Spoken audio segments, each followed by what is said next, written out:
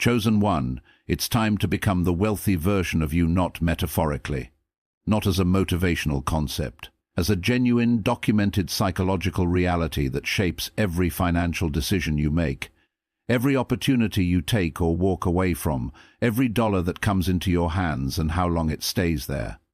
The first version is the one you've been living as, the one shaped by everything you absorbed before you were old enough to choose what to absorb, the one built from the financial atmosphere of your childhood home, the money conversations you overheard, the lack you watched, the stress you felt radiating from the adults around you who were trying to make it work and often barely did.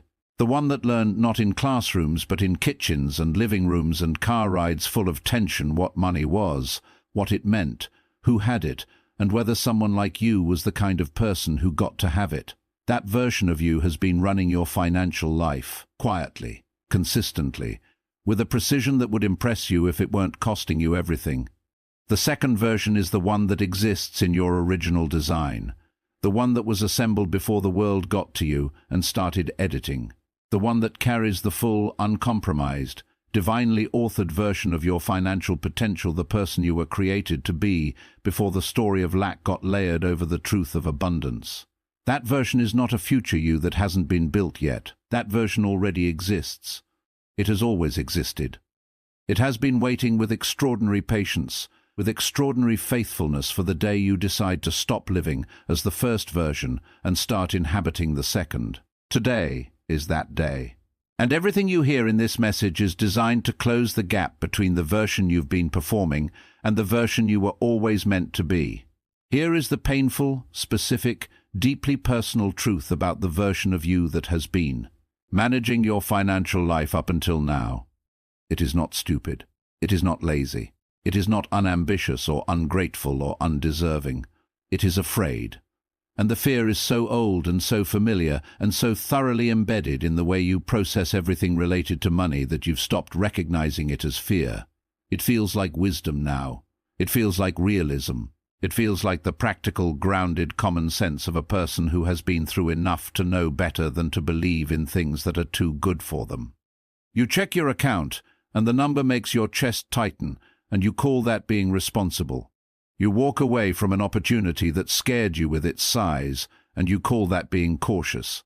You undercharge for your work, because asking for what you're worth feels like overreaching, and you call that being humble. You watch other people receive what you've been believing for and feel the complicated mixture of happiness for them and quiet devastation for yourself. You call that being human. But all of it, underneath the labels, is fear. Fear of wanting too much and being disappointed again. Fear of being seen as greedy for wanting more than survival. Fear of receiving something large and then losing it and having that loss be more devastating than the original lack. Fear of becoming someone different, someone you don't fully recognize if the financial reality of your life fundamentally changes. And here is what makes it particularly hard to escape. The fear is not irrational. It was formed by real experiences, real losses, real disappointments, real seasons when hope was expensive and the bill came due in ways that were genuinely painful. The fear made sense when it was formed. It just doesn't belong in the life you're being called into.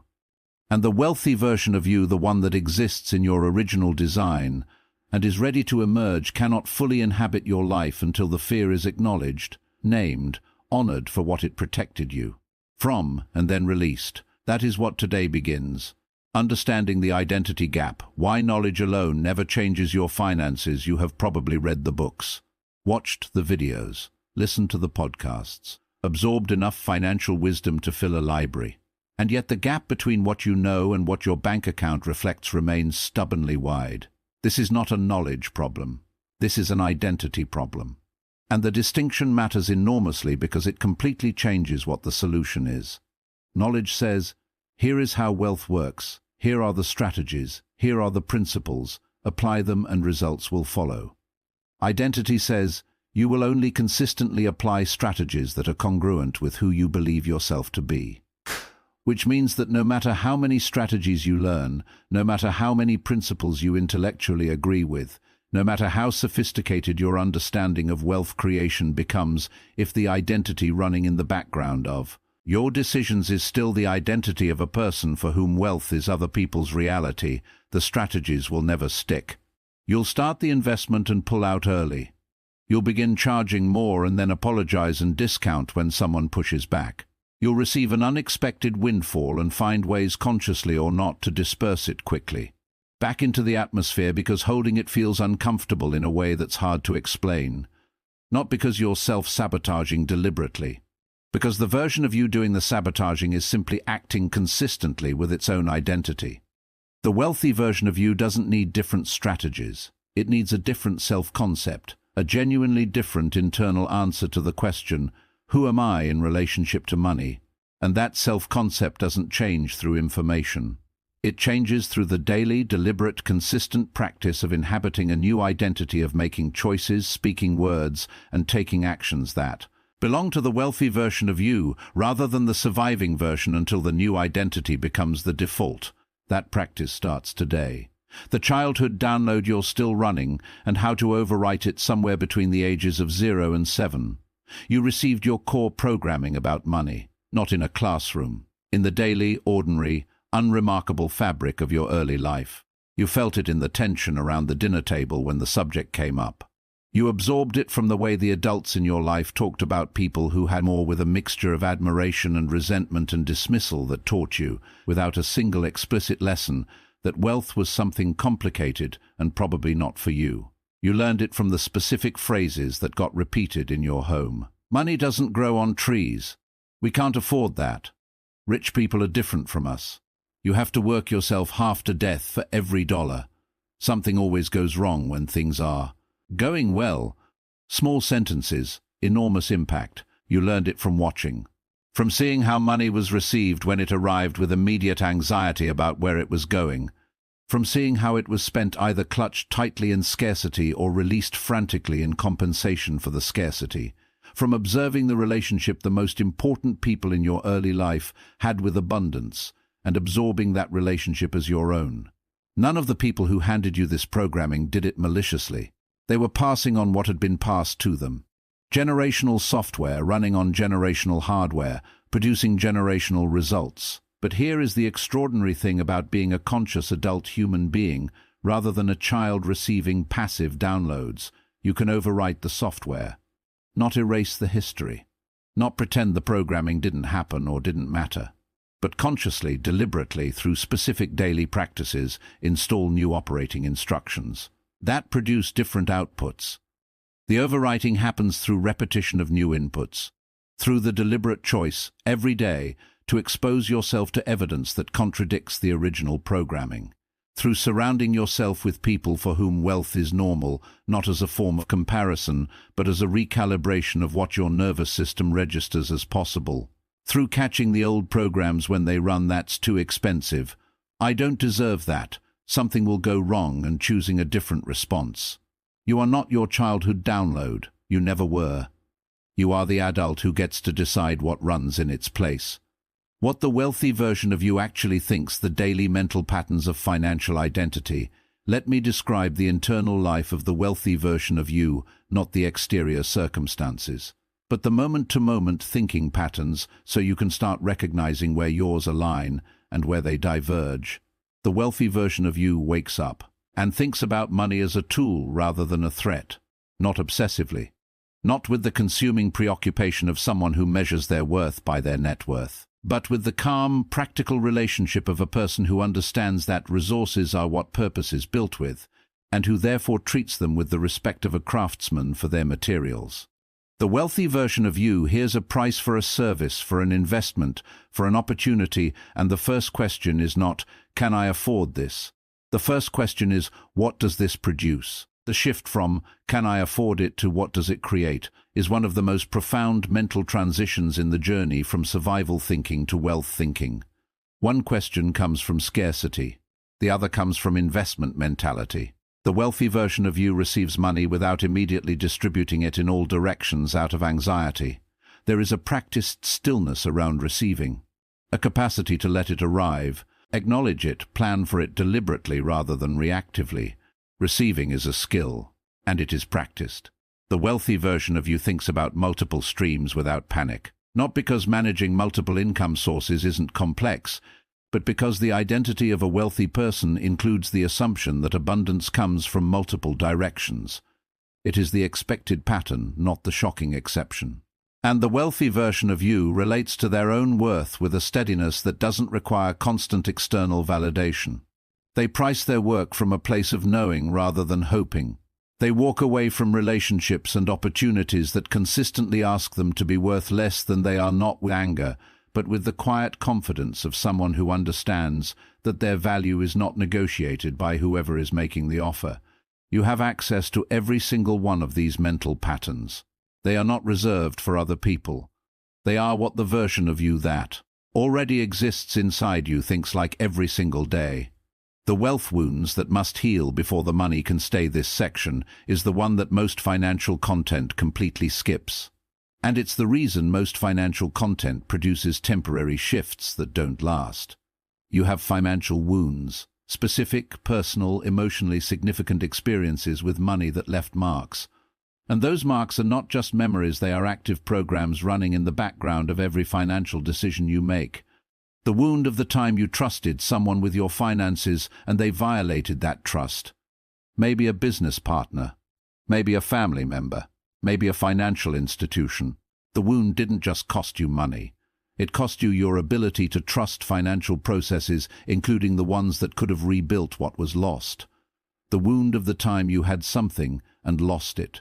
The season when things were working and then catastrophically weren't. That wound installed a specific piece of code. Don't get too comfortable. Don't count on anything. The floor can disappear without warning. And that code has been preventing you from fully inhabiting any season of financial progress since, because comfort has become synonymous with the moment before the fall. The wound of the time you wanted something and were made to feel that wanting it was wrong. Greedy, unrealistic, ungrateful for what you already had. That wound shrank your capacity to desire openly, to ask for what you need, to claim what you're worth without the immediate apology. These wounds don't heal through hustle. They don't heal through more information or better strategies or working harder. They heal through the specific, tender, emotionally honest work of acknowledging them, naming what happened, feeling what it cost, releasing the conclusion you drew about yourself and about money from the experience of it. The wealthy version of you is not someone who was never wounded. It is someone whose wounds have been healed enough that they no longer run the financial operating system. That healing is available to you, and it is more important than any investment strategy you will ever learn. Building the bridge daily practices that shift you from one version to the other, the gap between the version you've been living as and the wealthy version of you is not closed in one dramatic moment of transformation. It is closed through a bridge, a series of daily, practical, consistent practices that each, individually, seem small, but that compound over time into a fundamentally different identity. Here are the practices that build the bridge. The daily money meeting. Spend 10 minutes every morning with your finances, not in dread, not with the hunched, avoidance-breaking effort of someone forcing themselves to look at something painful. With the calm, curious, ownership energy of someone who is a steward of resources. Look at what's there, know your numbers, name where things are going. This single, practice regular, non-anxious, engaged attention to your financial reality does more to shift financial identity than almost anything else. The wealthy decision pause. Before any financial decision, spending, pricing, negotiating, investing, pause and ask, what would the wealthy version of me decide here? Not what would feel safe to the survival version. Not what would cause the least friction. What would the version of me that is fully inhabiting my financial potential decide? Then, to the degree that it's possible in this moment, make that decision. Every time you choose the wealthy version's answer over the surviving version's default, you make the wealthy identity slightly more real. The gratitude inventory for what already works. The brain wired for scarcity focuses relentlessly on what's missing. Rewiring it requires the deliberate daily practice of naming out loud or on paper what is already working financially. Not what you wish were there. What is actually currently right now already present. This practice doesn't create denial about what needs to change. It creates the energetic foundation of abundance, the internal experience of already having from which the wealthy version of you operates. The worth declaration. Once a day in private, state your worth clearly. Your hourly rate, your project value, the price of your expertise. Say it without the apology that the surviving version automatically appends. Let the number sit in the air without immediately qualifying it or defending it or reducing it to make yourself more comfortable. Get used to the sound of your worth spoken in your own voice. Because the day you have to say it in a negotiation, it needs to come out of your mouth like something you've said 1,000 times. These are not magic rituals. They are identity engineering. And identity engineering done consistently produces wealth that lasts. The relationships that need to change when you change navigating the social dimension of wealth. Identity here is something that nobody warns you about when you begin the work of becoming the wealthy version of yourself, and it catches almost everyone off guard. Your relationships are calibrated to the version of you that exists right now. And as that version begins to shift, as your language around money changes, as your standards for what you'll accept change, as your decisions become the decisions of a different kind of person, some of the relationships in your life are going to feel the friction of that shift before you do. People who have known you in your surviving version will feel uncomfortable with the emerging wealthy version. Not all of them, but some. The ones whose own identity depends on a certain understanding of who you are and what you're capable of. The ones who have their own unresolved relationship with money and for whom your progress creates an uncomfortable mirror. The ones who relate to you through the shared language of struggle and who don't yet have language for the version of you that is moving beyond the struggle. This is not their fault, and it doesn't make them bad people or bad relationships. It makes them human beings who are encountering change they weren't prepared for. Your responsibility in this is clear and also genuinely hard. You cannot allow the discomfort of the people around you to become the ceiling of your growth. You can love people and grow beyond what they currently understand. You can maintain relationships and change what those relationships look like as you change. You can be patient with the people who need time to adjust to the new version of you without making their adjustment process more important than your becoming. And you can begin, carefully and with discernment, to introduce new relationships into your life. People who are living as the version of yourself you're becoming. Not as idols or as people to perform for. As evidence, as calibration, as proof of concept that the life you're building is real and inhabited by real people who look and feel and sound like someone you could actually be. The company you keep shapes the identity you inhabit. Choose accordingly. Money as a mirror, what your current financial reality is reflecting about your beliefs. This section requires honesty. The kind that isn't comfortable but that produces the most significant shifts when it's genuinely applied. Your current financial reality is a mirror. It is reflecting with almost painful accuracy the sum total of your current beliefs about money, your worth, your capacity to receive, and what you believe you deserve. That is not a judgment. It is a map. And maps are useful because they show you where you are, which is the information you need to figure out how to get somewhere different. So let's read the map together. If you consistently earn at a certain level regardless of how hard you work or how much your output increases, that reflects a belief about your ceiling, a belief that was set somewhere in your history that says, this is the level for someone like me. The work isn't the variable, the belief is. If money tends to arrive and then disappear quickly before you can build anything with it, that often reflects a deep discomfort with having. A subconscious conviction that holding money is dangerous or greedy or temporary by nature. The spending or the emergencies that consume it are, in a sense, the system correcting back to what feels like the right amount. If you find yourself consistently in financial relationships with employers, clients, partners where you give more than you receive, that reflects a belief about your value in exchange. A belief that the only way to justify receiving is to give beyond what was agreed, to make yourself so indispensable and so generous that the receiving doesn't feel like taking. Reading these reflections is not about blame, it is about information. Because once you see what the mirror is showing you, you'll see what the mirror is showing you. Once you identify the specific belief that's producing the specific pattern, you have something precise to work with. A specific thing to change rather than a vague sense that your financial life isn't what it should be. The map shows you where you are. Now you can choose where you're going. The wealthy version's relationship with God, how the spiritual and financial are actually one thing. This section is for the person who has been holding the spiritual and the financial in separate hands, as if they are two different conversations that don't belong in the same room. They are not two different conversations. They never were.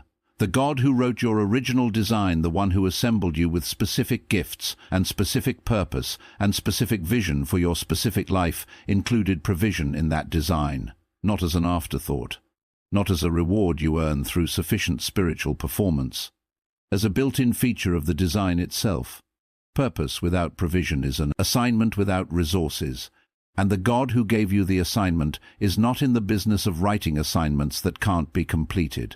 The wealthy version of you understands this at a bone level, not intellectually, in the way that changes how you pray, how you plan, how you receive. There is no apology in their relationship with God around money, no cringing, no performance of humility that is actually just the old poverty belief wearing a spiritual costume.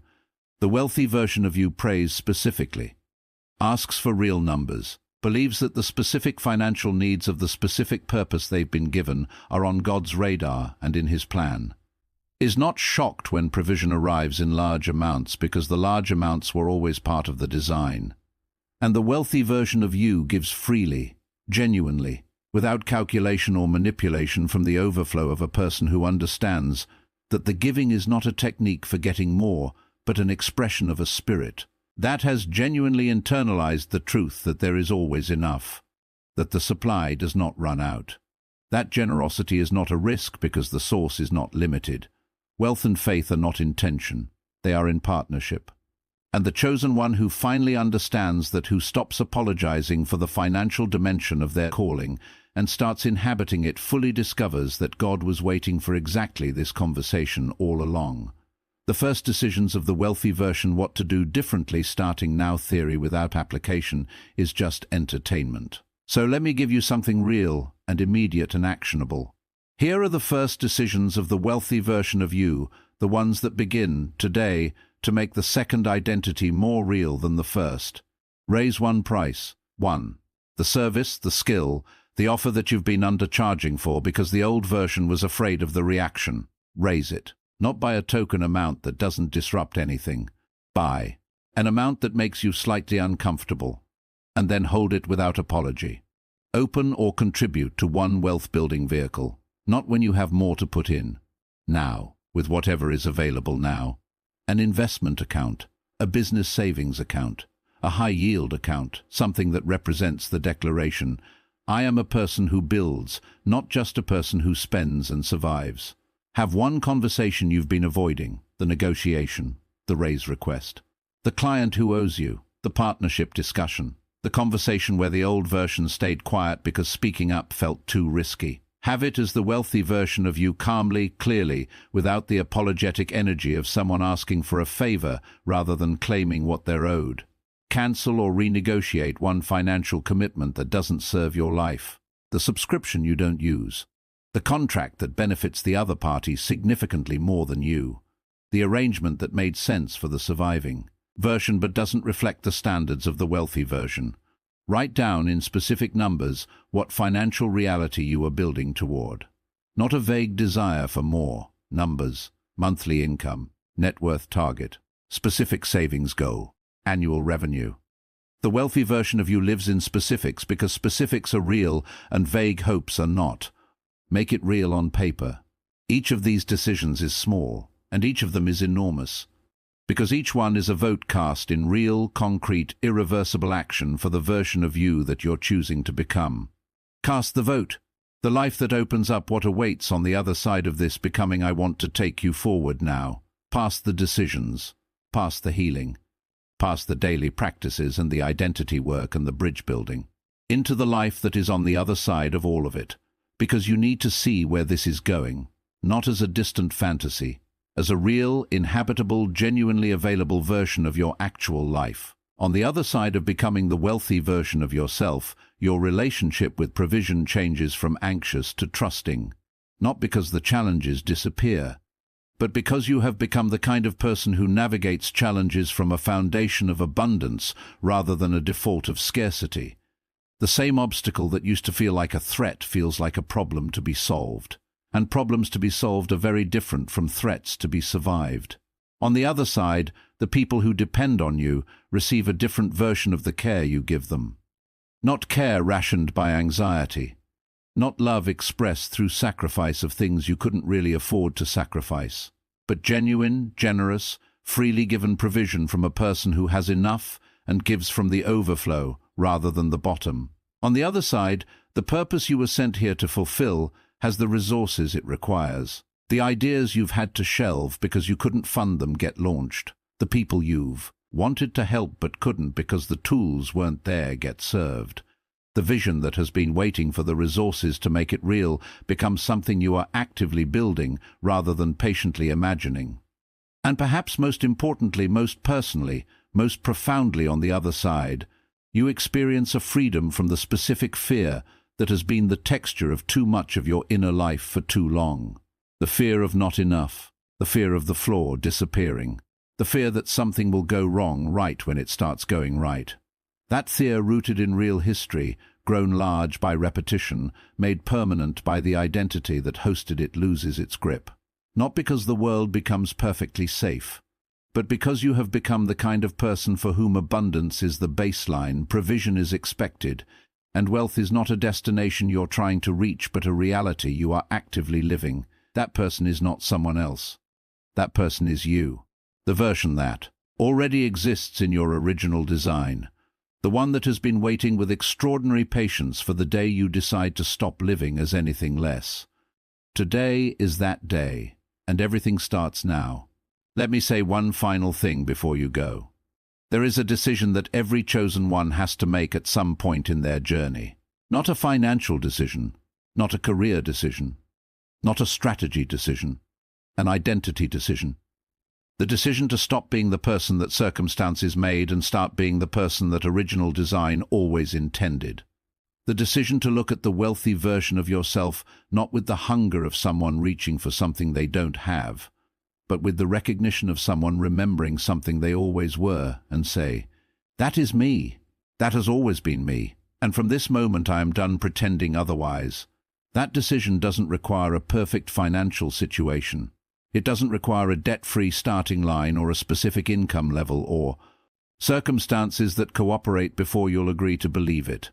It requires exactly what you have right now in this moment reading these words: the willingness to decide, the courage to claim, the faith to act from the identity of the person you're becoming before the bank account has finished catching up.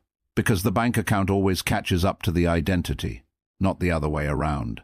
Change who you are in relationship to wealth genuinely, deeply, at the level of daily thought and daily decision and daily practice, and the external reality follows. It always has, for every person who ever made the shift, and it will for you. The wealthy version of you has been waiting for this moment. It's time to show up as them, starting today, starting now.